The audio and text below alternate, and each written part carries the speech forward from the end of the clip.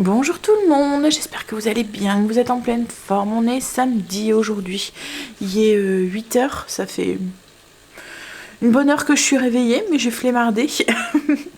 Greg a dû partir ce matin au travail, ce qui n'était pas prévu, donc logiquement il devrait rentrer en fin de matinée, je l'espère.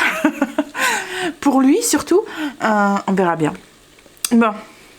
Du coup là, moi je vais déjeuner, boire un café, ensuite je passe à la salle de bain, je mets une tenue d'intérieur et on y va. C'est parti pour les préparatifs pour demain. Il pleut. C'est chouette hein, mais il pleut. J'espère que demain on aura quand même quelques petites accalmies pour pouvoir faire la chasse aux œufs dehors, parce qu'autrement ça va pas être gai. Bah c'est dans la maison, c'est pas pareil quoi, mais bon. C'est pas grave, on le fera dans la maison hein, mais... Hein? Allez, petit café et petit déjeuner. Installé dans le canapé. On est samedi, on va pas perdre les habitudes parce que son chéri n'est pas là. Allez, on y va. Et ensuite, comme je vous ai dit, passage à la salle de bain, puis on attaque. Petit passage à la salle de bain, on y va, on va s'y mettre. Il fait très sombre encore une fois dehors. J'en ai marre de ce temps. Ah, on a eu une petite aperçu du printemps, mais là ça y est. Hein, allez, on va être au mois d'avril. Hein, il va arriver le beau temps, positivement. Bon alors, première chose, je vais nourrir mon levain. Alors hier j'ai pas fait de pain, j'avais nourri mon levain.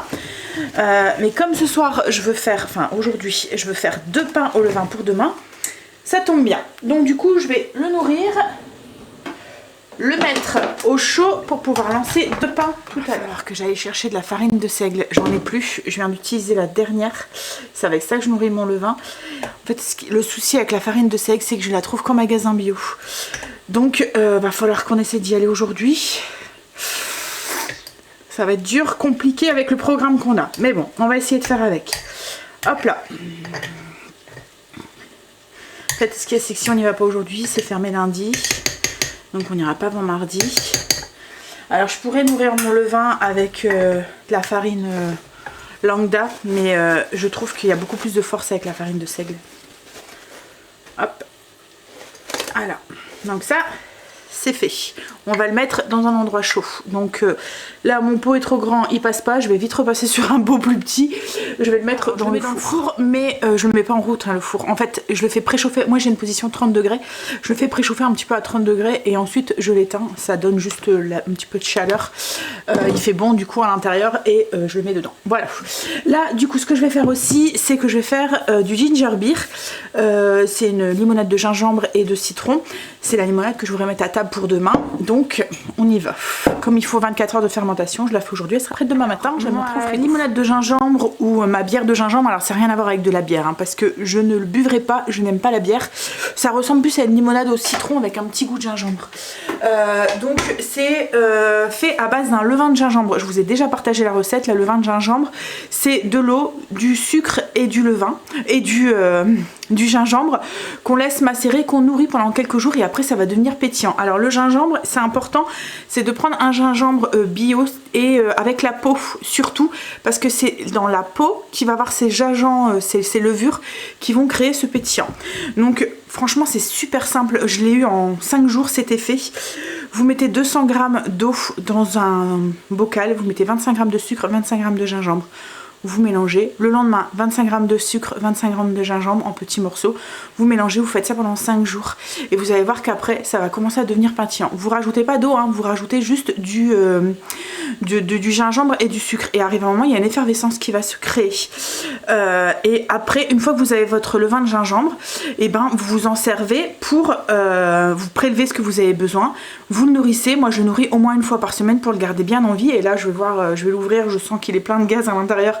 Ça va se conserver, je le mets dans un bocal avec un joint, vous voyez, et ça vous fait une limonade qui est vraiment très très bonne. Ensuite vous le renourrissez, vous allez voir là je vais prélever, je vais le renourrir. Vous pouvez faire de la limonade de gingembre tout le temps pour pas grand chose qu'en fait.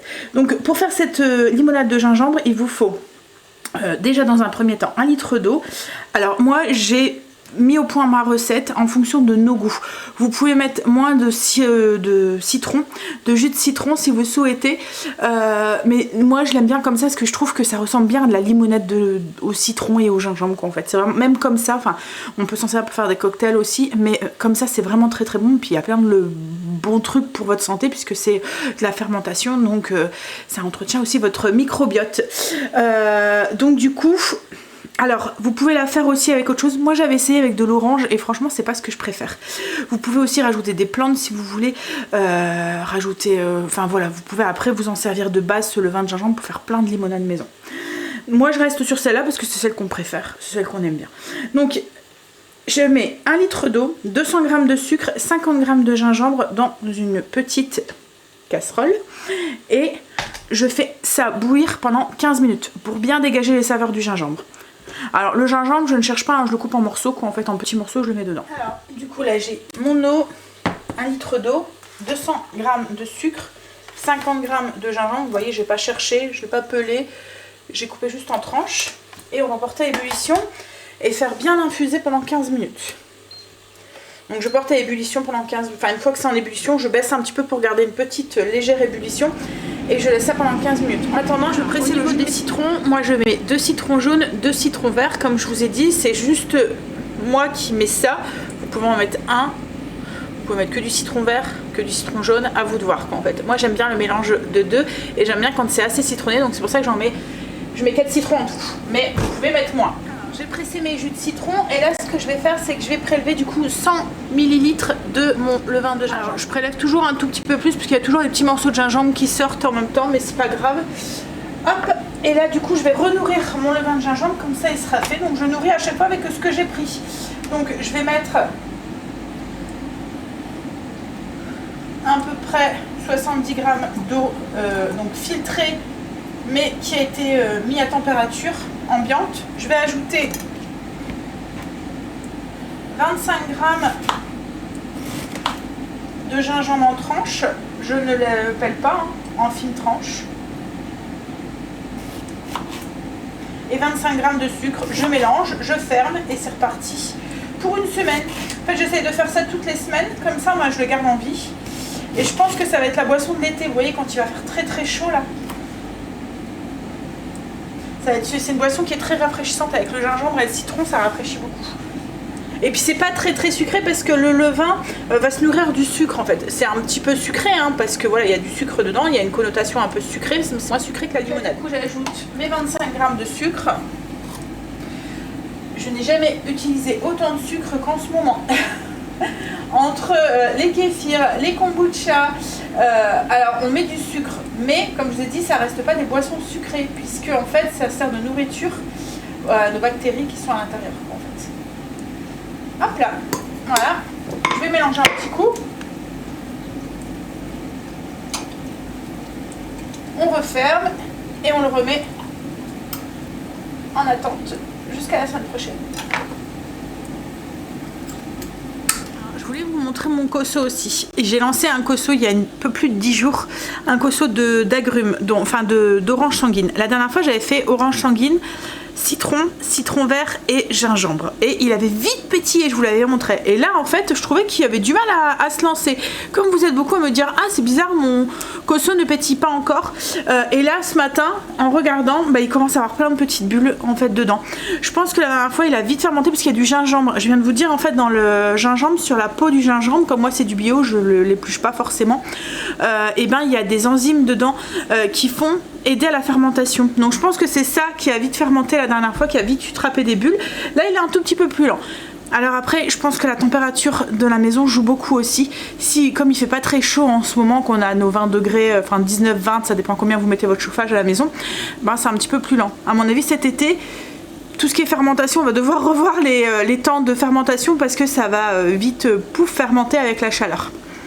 Donc oui, donc ne désespérez pas si vous voyez que votre cosso ne bulle pas tout de suite. Donc là, 15 minutes, je vais rajouter du coup 1 litre d'eau froide. C'est pour que ça soit, vous voyez, enfin que ça descende plus vite à température.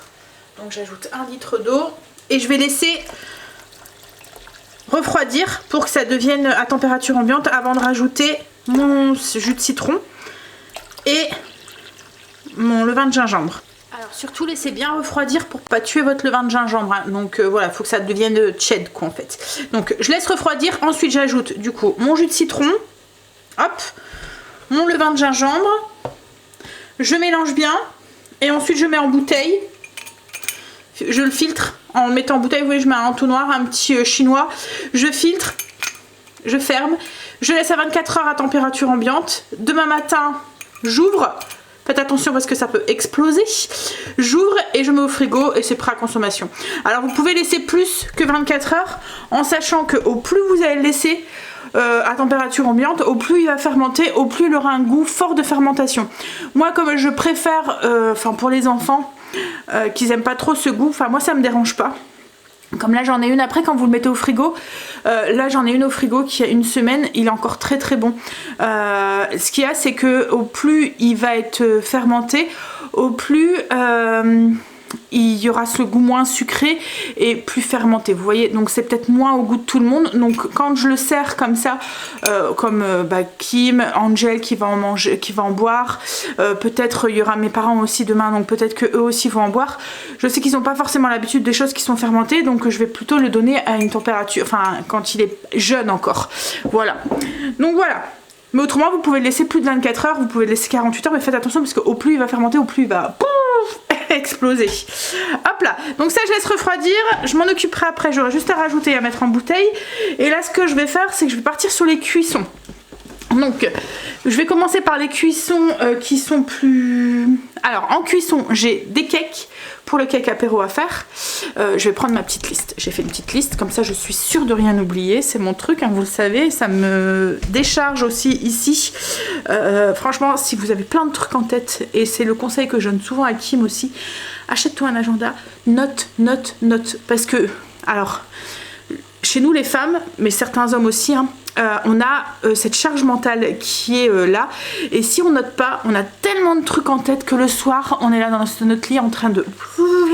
Et des fois je le dis à Greg aussi, je lui dis mais prends des listes et note, parce qu'à un moment il me dit, je me suis réveillée, j'ai mon cerveau qui s'est mis en route et je me disais faut que je fasse ça, faut que je fasse ça, faut que je fasse ça. En fait ce qu'il y a c'est qu'on a tellement peur d'oublier des choses, c'est que du coup on a notre cerveau nous les rabâche tout le temps, tout le temps, tout le temps. Alors que quand c'est noté, et ben en fait votre cerveau va juste vous dire prends ta liste. Voilà. Donc moi, quand j'ai des choses où je sais où je vais avoir une charge mentale qui va être un peu plus grande, je liste. Alors quand on voit, vous voyez, de l'extérieur, on peut se dire non mais elle est vraiment carrée avec ses listes et tout. Mais en fait non, c'est juste parce que ça me décharge, ça me... Donc voilà, je prends ma petite liste. Donc pour partir en cuisson, j'ai mes cakes à faire. J'ai ensuite mes petits choux et mon Paris-Brest que je vais faire. Donc vous voyez comme là je me suis déchargée, c'est exactement la même pâte. Je vais faire une pâte à choux, je vais faire des petits choux que je vais mettre en apéro farci avec du confit d'oignon et des morceaux de foie gras. Et il y en a un que je vais faire mon Paris-Brest avec. Vous voyez, donc c'est la même pâte, la même base, ça part en cuisson ensemble et voilà. Donc ma pâte à choux pour mon Paris-Brest et mes petits choux. Et ensuite j'ai mon pavlova à faire, ça je vais le faire en dernier parce qu'il faut qu'il reste 1 heure à basse température dans le four, donc il va m'accaparer mon four, donc je le ferai en dernier. Et puis voilà, et ensuite après j'ai plus que mon houmous à faire aujourd'hui et mes petits feuilletés aussi. Donc les petits feuilletés je vais peut-être les faire avant, quoique les petits feuilletés je les ferai peut-être demain, à voir.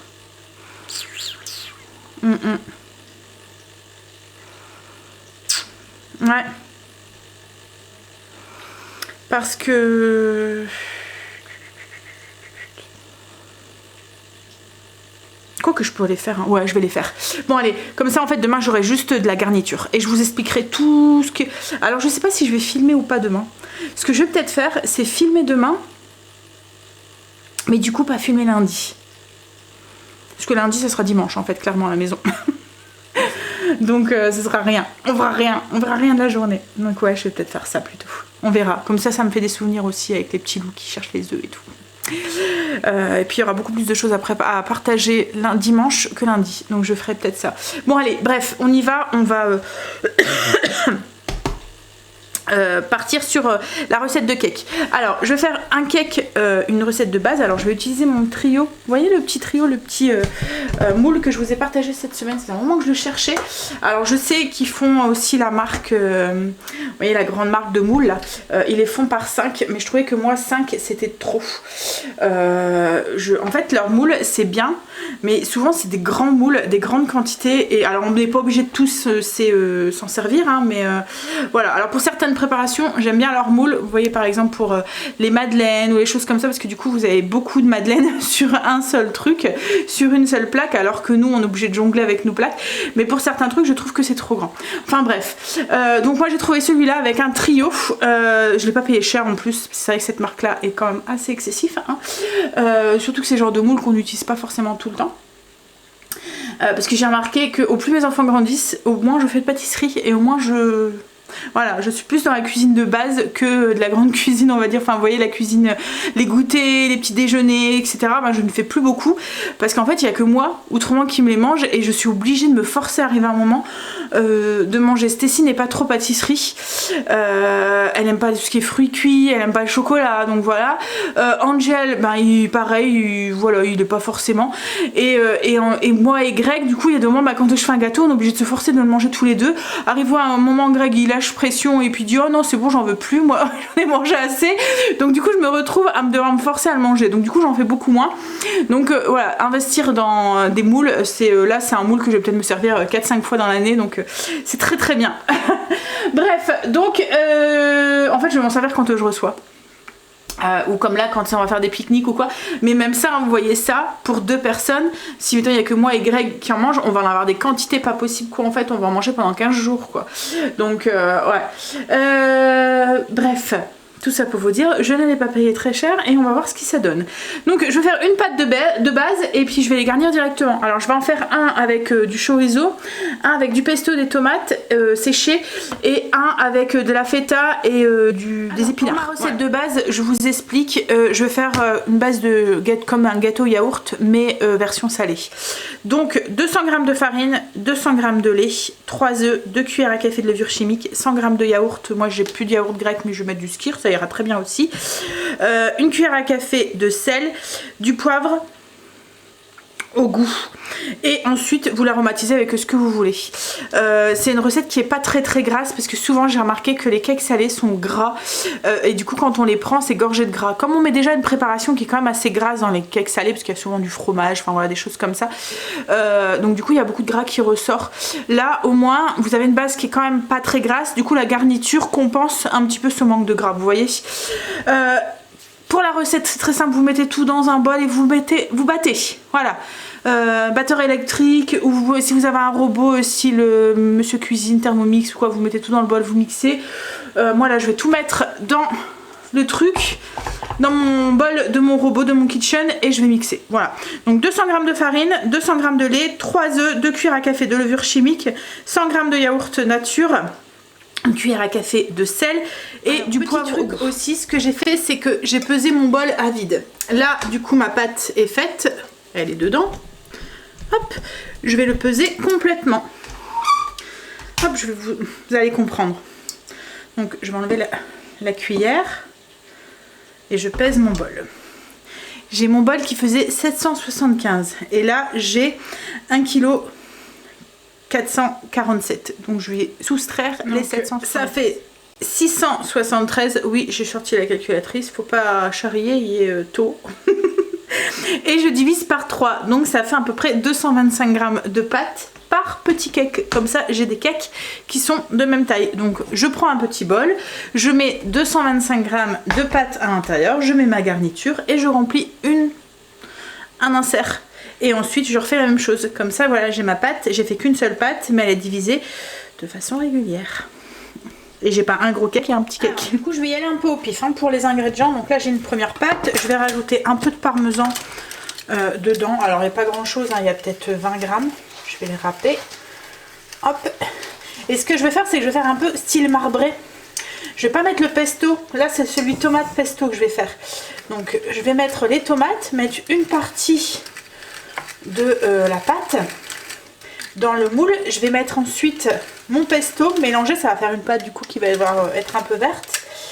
Et je rajouterai seulement ensuite la pâte, comme ça je vais avoir un contraste de couleur, enfin j'espère, à la cuisson.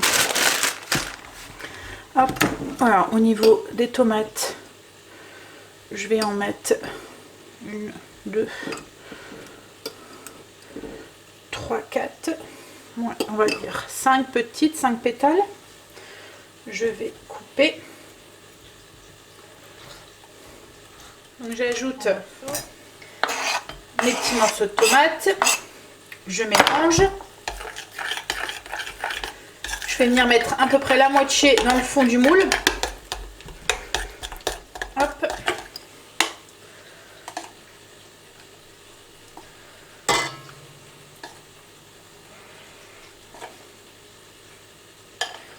Voilà. Je vais venir ensuite rajouter 2 cuillères, je vais voir, mais au moins 2 cuillères à café, 2 cuillères à café. Je vais mélanger, même couleur qui est verte. Oh, ça sent bon. Et je vais venir rajouter du coup ma pâte.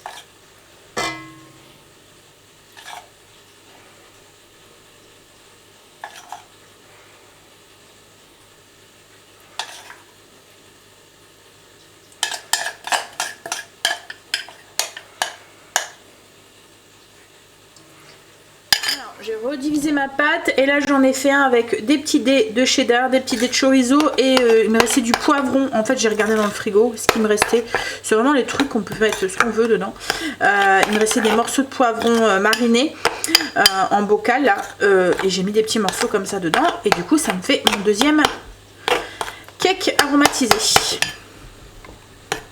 Donc je vais le couler dans le deuxième et ensuite plutôt que d'attamer des trucs comme là, la feta ou quoi, je me suis dit que j'allais plutôt utiliser ce que j'avais dans le frigo. Il me restait de l'emmental, des olives en tranches et j'ai mis un peu d'oignon frit à l'intérieur et voilà. Et du coup ça me fait mon troisième cake aromatisé. Et il n'y a plus qu'à lancer dans le four 15-20 minutes dans un four préchauffé à 180. Ça dépendra de la grosseur de vos cakes en fait. Vérifiez la cuisson, ça doit être doré. Au-dessus et bien gonflé. Alors mes cakes sont dans le four. J'ai mis en bouteille mon ginger beer. Donc du coup j'ai 2 litres de ginger beer pour demain. Il me reste encore une bouteille comme je vous ai dit. Donc ça devrait être largement suffisant. En plus ce qui est... Alors du coup ce qui est cool, c'est que je vais proposer toutes des boissons que j'ai fait maison. Je vais proposer donc le ginger beer, je vais proposer du kéfir et du kombucha. Donc après manger du coca au cas où pour les jeunes qui veulent pas en boire. Mais voilà, donc et puis il y aura de l'eau aussi. Parce qu'il faut pas qu'ils en boivent de trop parce qu'ils n'ont pas l'habitude d'en boire, voilà. Alors Angel a l'habitude maintenant parce qu'il en boit. Stacy n'aime pas trop, c'est pas son truc quoi en fait. Et Kim aime bien parce qu'elle en buvait quand elle était à la maison, elle en boit quand elle vient à la maison, mais voilà, elle a pas, c'est pas encore dans ses habitudes. Ma maman a l'habitude avec le kéfir puisque je lui en ai redonné, donc elle en buvait aussi pendant un moment, donc je pense que voilà. Mais bref, voilà, c'est plaisant de proposer des petites boissons comme ça faites maison. Qu'est-ce que je vais faire là? Je vais hop nettoyer. Alors mon truc quand je reçois comme ça et que je fais énormément de nourriture, enfin que je cuisine beaucoup, c'est que je nettoie au fur et à mesure parce qu'autrement on est vite submergé. Donc je fais une préparation, je fais un clean-up, je fais une préparation, un clean-up, un préparation, clean-up. Surtout que souvent on utilise, vous voyez comme là, moi j'en ai plusieurs, hein, des bols de robots, mais je pourrais le laisser celui-là et puis prendre l'autre et puis me retrouver avec une pile. Donc là, je vais le nettoyer et je vais le réutiliser. Je vais utiliser ça aussi pour ma pâte à choux. Donc voilà, je range et comme ça m'évite parce que souvent quand vous avez cuisiné, vous avez fini, vous en avez marre, vous dites ah fini, ouf, et vous regardez la tête de votre cuisine, vous dites ah même pas de courage de nettoyer, mais il faut. Donc voilà, en laissant au moins quand vous avez fini, vous avez fini. J'ai mes cakes qui sont cuits, je les ai sortis. Hop, on va les laisser refroidir. Alors ces deux-là, ils se sont bien... Hop, mais celui-là, je sais pas, à mon avis, il devait avoir un peu plus de garniture là et là. J'ai juste rajouté quelques petites graines hein, sur le dessus, c'est ce que vous voyez, donc graines de pavot et graines, mais bon, c'est optionnel. Ouais, donc du coup, cette partie-là est un peu enfoncée, mais c'est pas grave, hein, ça ira quand même. Mais ouais, ils ont l'air d'être bien. Ensuite, là ce que j'étais en train de faire, c'est que je suis en train de préparer pour mes gâteaux. Je vais faire un Paris-Brest. Je voulais essayer de le faire en forme de lapin. Donc pour avoir quelque chose qui soit bien dessiné, qui ressemble à un lapin, j'ai pris du papier sulfurisé. J'ai dessiné sur l'envers du papier sulfurisé. Alors vous allez rien voir je pense. Je l'ai plié en deux pour avoir quelque chose qui soit symétrique. Mais j'ai fait une forme de lapin. Et sur l'autre, donc pour ma pavlova, j'ai fait une forme d'œuf. Alors c'est pareil, vous allez pas voir hein, parce que c'est... Mais voilà, donc là c'est la même chose. J'ai plié en deux et je suis venue... Ah bah là vous voyez. Vous voyez, je suis venue dessiner. Hop, et après... par transparence, je dessine de l'autre côté, comme ça j'ai quelque chose de symétrique et je dessine sur l'envers de là où je vais mettre la préparation, comme ça il n'y a pas de danger. Si le feutre n'est pas alimentaire, je le fais au crayon gris souvent. Hop là. Et je me suis aidée d'assiette pour avoir quelque chose d'un peu près rond. Donc ça c'est fait, là je vais préparer ma pâte à choux. Le Paris-Brest, je vais pas le faire avec vous, ni la pavlova, parce qu'en fait c'est deux desserts que je vous ai déjà partagés, qui sont déjà sur le blog. Donc le Paris-Brest, vous les avez ici, donc là c'était version mini, mais voilà. Donc je vous mettrai le lien en barre d'infos. Et pour la pavlova, c'est la même chose, je vous mettrai en barre d'infos, vous l'avez aussi. C'est juste la forme en fait qui va changer, mais autrement, les ingrédients, la garniture, ça change strictement rien. Là, le seul truc, c'est que ma pâte à choux, je vais la doubler parce que comme je vous ai dit, je vais faire aussi des petits choux nature pour mettre avec du foie gras à l'intérieur. Hop, donc je vais commencer par ça. Ça, je mets sur le côté. Hop, on s'en servira après. Alors, ce que j'aime bien dans ces gâteaux, c'est que c'est des gâteaux qu'on peut faire avant. Comme là la pavlova, je vais faire ma meringue aujourd'hui, demain j'aurai juste à monter ma chantilly, mettre mes fruits, ça va très très vite et en plus vous pouvez le faire avec tout ce qui est fruits de saison et c'est le dessert qui, même ceux qui n'aiment pas les gâteaux, aiment la meringue quoi en fait. C'est un dessert qui passe très très bien, souvent je le fais. Stécie qui est pas très gâteau et aime bien le pavlova. Même aime beaucoup le pavlova, donc oui c'est un gâteau qui passe très bien. Vous pouvez faire, là je vais faire avec des fraises parce que ça commence à être la saison, mais voilà, on pourrait faire avec plein de sortes de fruits, même des fruits exotiques ou quoi en hiver. Le Paris-Brest c'est pareil, c'est un gâteau souvent qui passe bien aussi et comme je vous ai dit c'est un gâteau qu'on peut faire la base, la pâte à choux la veille et la garniture le lendemain. Donc c'est un gâteau qui présente bien mais qui nécessitait qu'on peut étaler sur le temps et moi c'est ce que j'aime quand je reçois, c'est pas devoir tout faire le jour même et que vous êtes j'essaie à chaque fois de prendre un maximum d'avance pour que le jour J j'ai juste ma table et puis les petits dressements, les petites décos à faire sans dresser les plats, enfin voilà, sans être trop Et ce que je vais faire aussi, c'est que je vais même mettre à mariner mon gigot. Comme ça, demain, j'aurai juste à l'enfourner. Je fais un gigot. Alors, c'est pas un gigot de 7 heures, c'est 3 heures à 180 degrés. Donc, dès le réveil, en fait, enfin, limite, je le mettrai au four. 160 degrés. Je vais peut-être même le mettre plus bas et le mettre 4 heures. Vous voyez, voilà, je vais peut-être baisser le temps, je vous dirai. Mais et j'aurai juste à l'enfourner. C'est un truc qui est, en plus mes pommes de terre, je vais les faire cuire autour et tout, donc ça va être très voilà, j'essaye de m'alléger le jour J pour que je puisse profiter aussi moi de mon après-midi, de ma journée. La pâte à choux qui est faite. Hop, je vais vous montrer. Signe d'une belle pâte à choux, c'est ce qu'on appelle le ruban. Vous voyez, ça coule sans craquer. Ça c'est une belle pâte à choux. Alors vous allez voir dans la recette que je vous mettrai en barre d'infos, c'est des grammages. Même les œufs sont en grammage. Si vous suivez à la lettre cette recette, je vous assure que vous allez réussir vos choux. En fait ce qu'il y a, c'est que la cuisine, surtout la pâtisserie, c'est de la chimie et il faut une quantité de liquide, de gras, de machin qui est bien précise. Et la pâte à choux c'est tellement minutieux que si vous rajoutez trop d'œufs, votre pâte va être trop liquide, ou si vous en rajoutez pas assez, votre pâte va être trop sèche et vous n'allez pas avoir des choux qui vont être bien gonflés et secs, enfin secs autour et encore un peu moelleux à l'intérieur, vous voyez.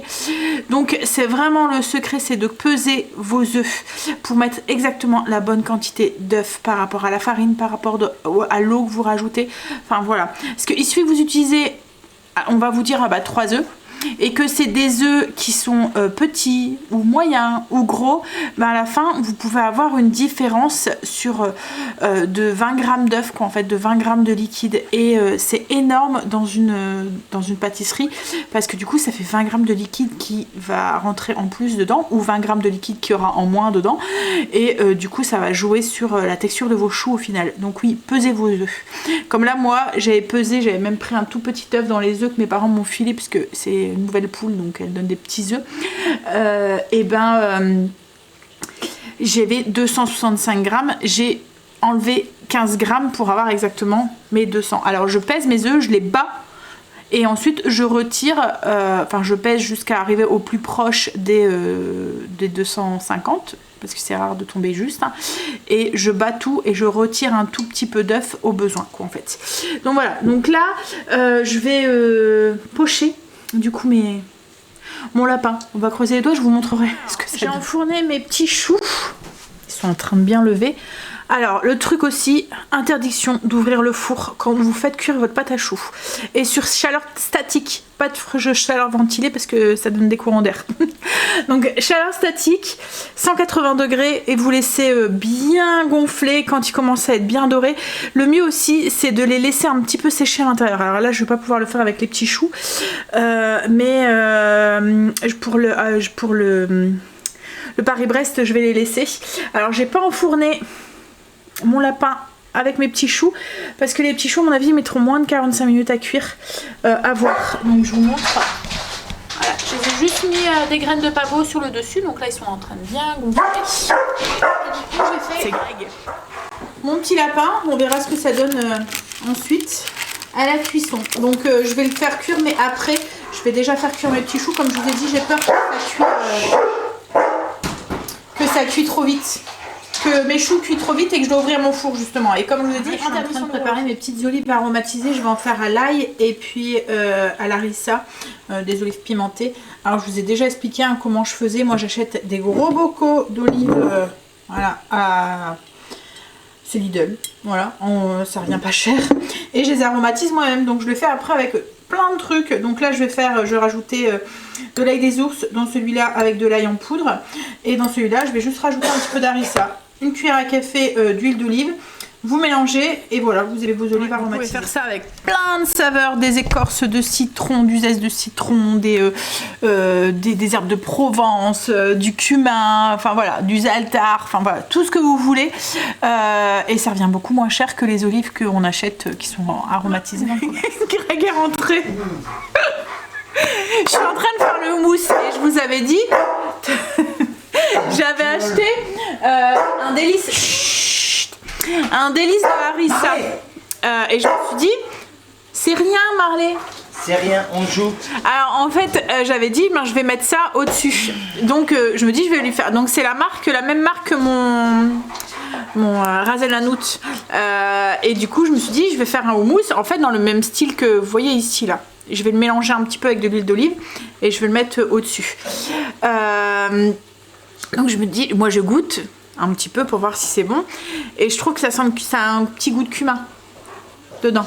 T'as pas senti le cumin? Bah le cumin ça a un goût d'anis, hein. Et du coup je demande à Greg pour goûter, puis il y va franco avec la cuillère et je le regarde, mais en fait j'ai à peine eu le temps de dire quoi, rien. Je fais des grands yeux parce que je le vois, puis j'allais lui dire prends pas autant, c'est du ça pique quoi, et il a mis dans sa bouche, ça pique.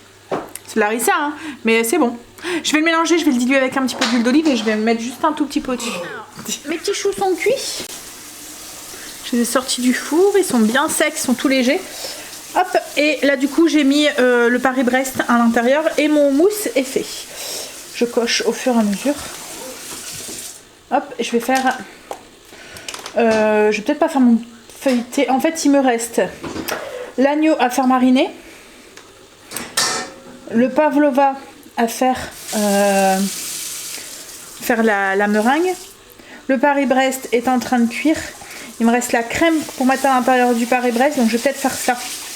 Parce que les feuilletés lapins, donc ça va être assez vite. J'ai pris 2 petits emporte-pièces, donc c'est des mini emporte-pièces comme ça. Donc il y en a une en forme de cloche et une en forme de petit lapin. Je vais juste étaler la pâte feuilletée, la couper en, vous voyez, faire des hop, Donc j'ai pris de la pâte feuilletée épaisse, je vais venir la couper.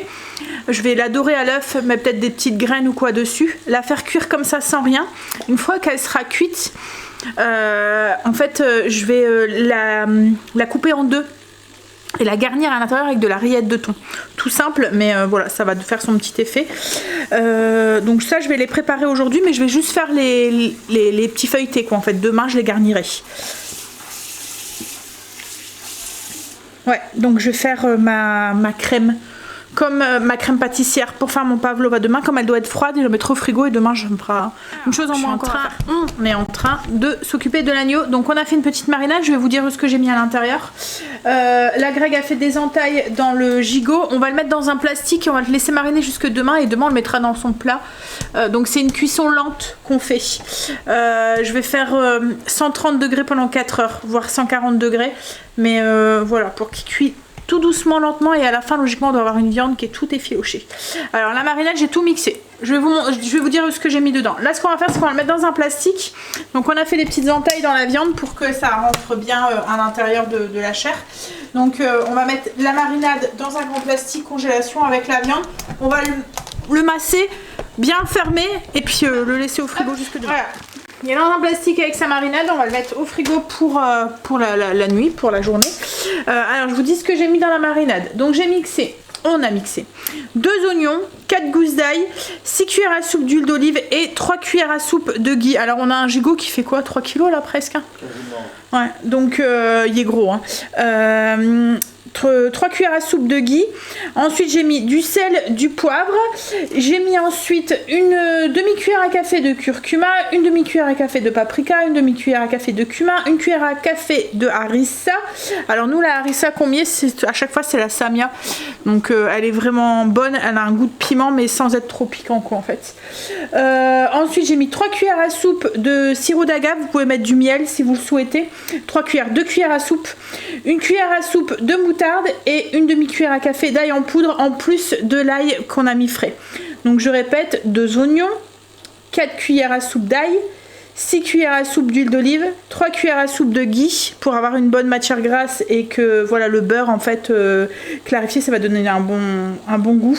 Du sel, du poivre au goût, une demi-cuillère à café de curcuma, une demi-cuillère à café de paprika, une demi-cuillère à café de cumin en poudre, une cuillère à café de harissa, vous pouvez en mettre plus hein, si vous voulez, mais voilà, au plus vous allez en mettre, au plus ça va être piquant.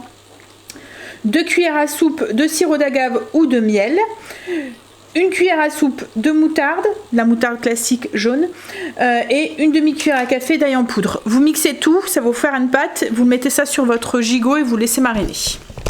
Vous pouvez faire cette marinade pourrait servir aussi pour des petites côtes hein, si vous voulez ou même avec une autre sorte de viande hein. C'est parce que là ça va bien aller avec les saveurs un petit peu comme ça, le cumin et tout ça va bien avec l'ail, va bien avec le on a fini de manger.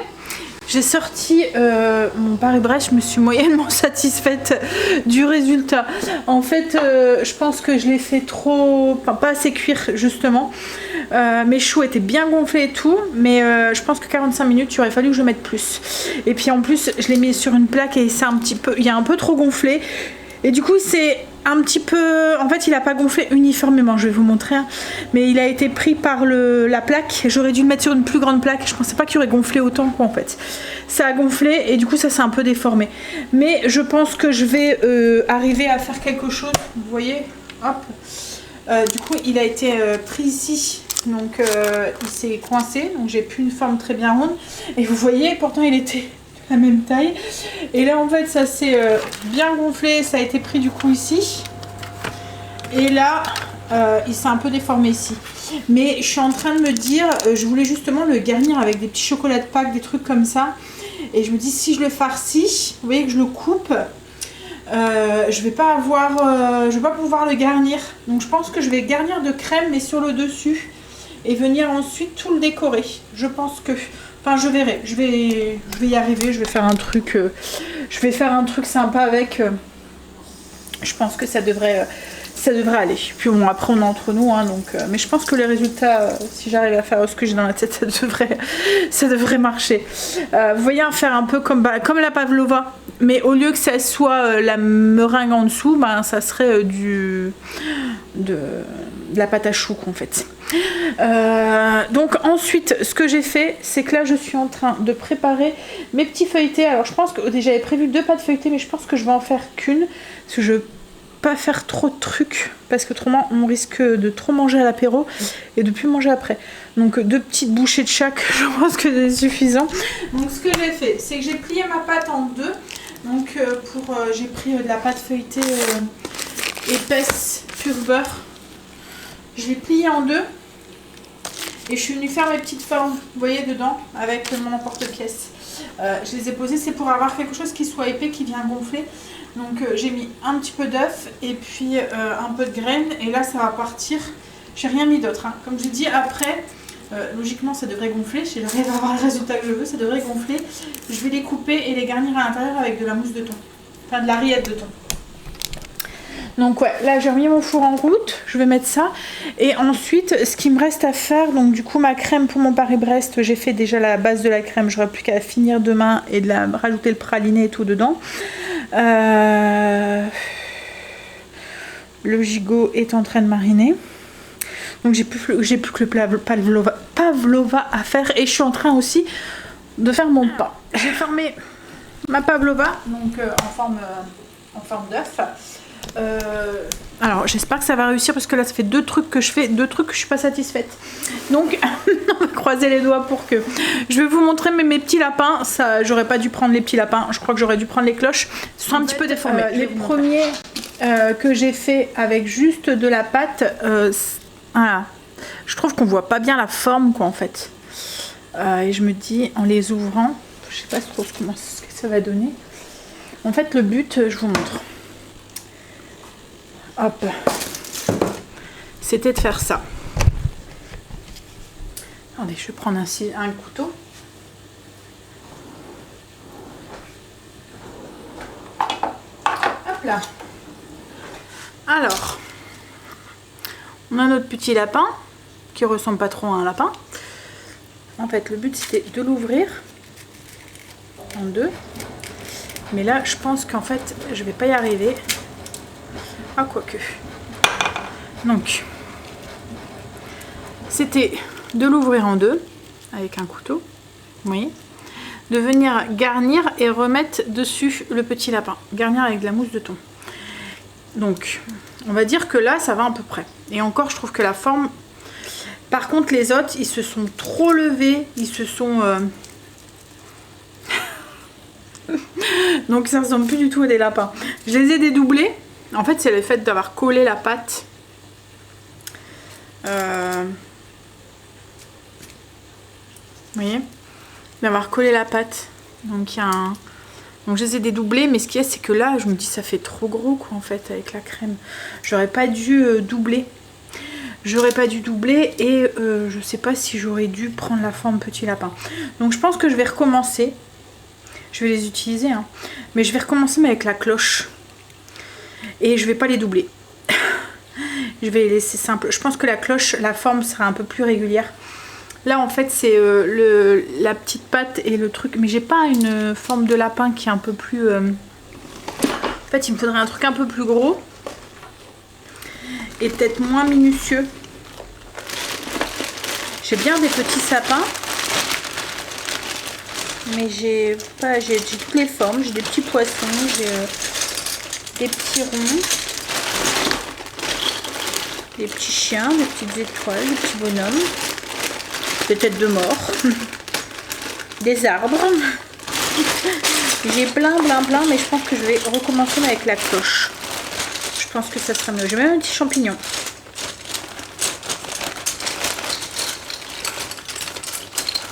Je suis en train de fouiller dans mon sac à emporte-pièce.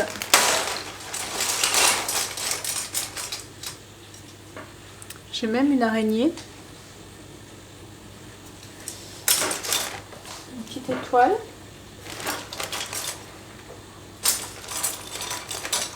Un joli papillon. Je le mets sur ma joue parce qu'au moins vous voyez, parce que quand je fais comme ça, on voit pas bien. Hop. Mais ouais. Je pense que je vais recommencer avec la cloche. Citrouille, étoile.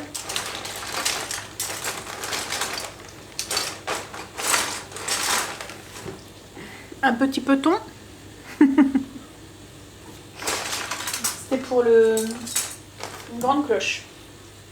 Mais c'est trop grand. Vous voyez, c'est une grande cloche, mais c'est trop grand. Je pense que je vais recommencer mais avec les petites cloches. Là, je vais pas le faire là maintenant parce que j'ai mon pavlova qui est dans le four et il faut que ça cuise lentement. Je le referai ce soir. Là, je vais arrêter. J'ai un petit peu de trop de... Et comme là, je suis sur 2 échecs... Enfin, 2 échecs. En soi, c'est pas vraiment, hein, mais...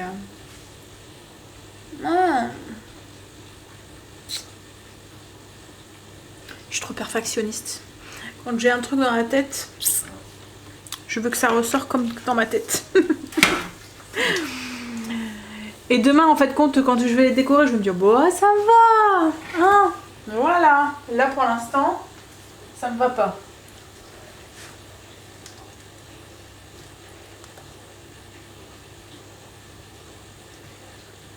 Mais du coup, moi, je vais aller maquiller un petit peu parce que on va se balader. Ça va me faire un petit peu sortir, changer l'esprit.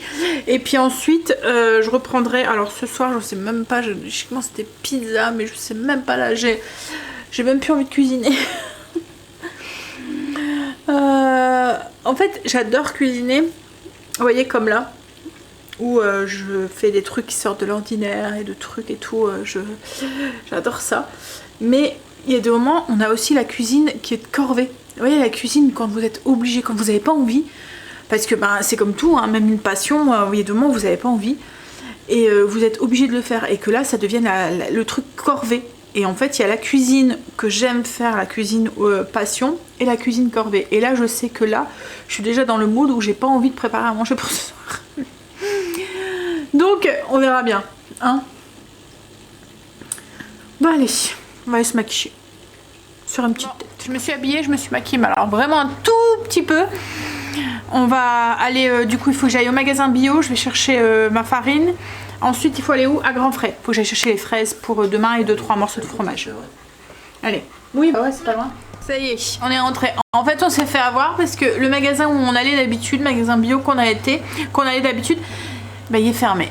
En fait ils ont mis la clé sous la porte. C'est malheureux hein, mais... Donc du coup on a dû en chercher un autre. Ce qu'il y a, c'est que c'est le shampoing d'Angel, de Stacy et de Greg qu'on trouvait que là. On avait fait notre magasin bio la dernière fois hein, quand on cherchait après les grains de kéfir et enfin on en avait même fait 2 et en fait ils vendaient pas. Alors ils vendaient parce que nous c'est la marque Antalya. Ils vendaient mais et pas toute la gamme, et celui qu'on prend nous c'est un au soufre parce que ça a des vertus pour le psoriasis, pour tout ce qui est smaqueux ouais là il le faisait pas, donc du coup on s'est dit, et là on a retrouvé un autre parce que nous c'est la Belle Vie qu'on va un petit peu plus loin que la maison mais là il y en avait. Alors je vous montre du coup ce qu'on a acheté. Donc on a été déjà à Grand Frais. Hop, Grand Frais, on a été chercher du coup les fraises. J'ai pris des fraises et il y avait des petites barquettes comme ça avec des framboises et des bleus, enfin j'allais dire des bleuets parce qu'il est écrit dessus, mais c'est des myrtilles et des fraises. Hop. Ensuite on a pris un petit peu de fromage, on a pris comme un brie avec l'ail des ours, parce qu'à Auchan on en avait pris un tout petit peu mais il n'y en avait pas beaucoup, et puis voilà, c'était on n'avait pas celui qui nous plaisait. On a pris de la tome blanche parce que je sais que Kim aime bien. Il y avait un vous voyez, c'est le gorgonzola et mascarpone, le mouet, alors ça se dit mouiketo si je le dis bien. Vous voyez, ça fait les couches là. Hop. Et ensuite on a pris aussi un gros morceau. Alors un gros morceau, on m'a demandé pour qu'elle le coupe, mais c'est vrai qu'en effet elle l'a pas coupé très droit. J'espère que ça va aller avec la... Ouais. C'est un morceau de tête de moine, c'est pour aller avec notre guillotine, c'est ça? Tu vois le truc qu'on tourne. Rex s'est repris une bouteille de jus d'orange et on a pris une salade que je vais m'occuper tout de suite après. Pour pouvoir la garder, c'est pour demain. Et ensuite du coup magasin bio, hop, j'ai pris du coup 2 kilos, donc j'en ai pris de farine de seigle. Alors il n'y avait que la foncée, donc la coûtait 110. D'habitude moi je prends la claire, mais là il n'y en avait pas. Le rayon était vide, donc du coup j'en ai pris 2. Ouais, et d'habitude c'est de la 110, je pense que je prends la claire. Là ouais, c'est de la 150. J'ai repris aussi de la farine de riz. J'avais oublié d'en acheter la dernière fois au magasin Paris Store. Là il y en avait, donc du coup j'en ai pris. En fait la farine de riz, c'est une farine qui brunit pas, et du coup quand vous voulez mettre sur votre pain, ça fait une fine couche, un peu la texture de la fécule de maïzena, enfin la fécule de pomme de terre ou la fécule de maïs, et en fait ça fait vraiment une fine couche sur votre pain qui reste blanc, donc c'est bien quand vous voulez faire des pains un petit peu décorés. Donc ensuite, c'est cette marque ici, vous voyez qu'on prend, je sais pas si vous voyez, voilà, et c'est celui au soufre. La dernière fois du coup on en avait pris un autre, mais il n'y a pas ces vertus là, c'est pour les cheveux, vous voyez, cuir chevelu smaqueux, donc c'est pour tout ce qui est pellicule et tout. Eux c'est plus parce qu'ils font du psoriasis, et la dernière fois c'était anti-démangeaison, hein. C'est ça qu'on a pris, c'était un autre, c'est à base d'ortie ou de prêle, enfin je sais plus, voilà, il est moins efficace. Bah il va bien, hein, mais moins efficace. Et moi du coup j'ai repris le mien, moi c'est celui-là, le Apo. Il sent très très bon, et il mousse très bien, et c'est un spécial pour les cheveux secs, donc pour moi qui a les cheveux bouclés et qui ont besoin de beaucoup d'hydratation. C'est à base d'huile de coco et de beurre de karité bio. Et j'ai pris de la même marque mon après-shampoing, donc c'est un après-shampoing solide tout type de cheveux, voilà, qui sent très bon aussi. Donc voilà, ouais, on va ranger ça, et puis je vais refaire du coup mes petits feuilletés. Je vais voir aussi pour mon pain aussi où est-ce qu'il y en est, et après je pense que je vais arrêter là pour aujourd'hui. Voilà, ça sera bien déjà. Le pavlova est cuit, hop, en forme d'œuf. J'aurai juste à le garnir demain. Et j'ai refait cuire du coup des petites cloches, ou comme Marine a dit, des pâtes des pâtes de poule. Non, c'est des petites cloches, enfin, je sais pas trop. Bref, il y en a certains qui se sont quand même un peu ouverts, vous voyez, un peu, je sais pas pourquoi. Bref, vous voyez, comme celle-là aussi. Pourtant là j'ai pas doublé, hein. Mais c'est un peu mieux. Donc demain j'aurai juste à couper en deux, garnir, et puis ça ira très bien. Bon allez, je suis KO là ce soir.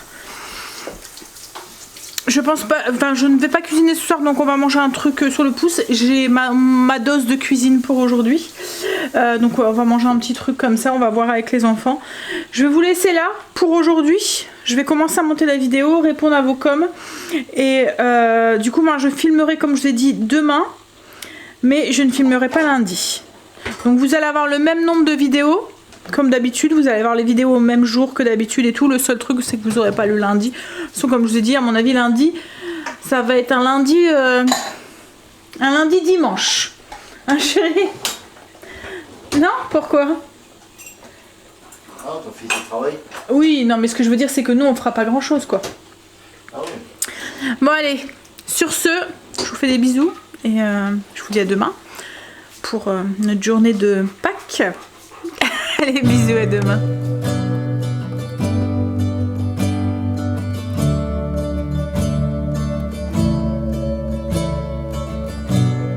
I look at you, you make me blind. Why do you have to be so beautiful all the time?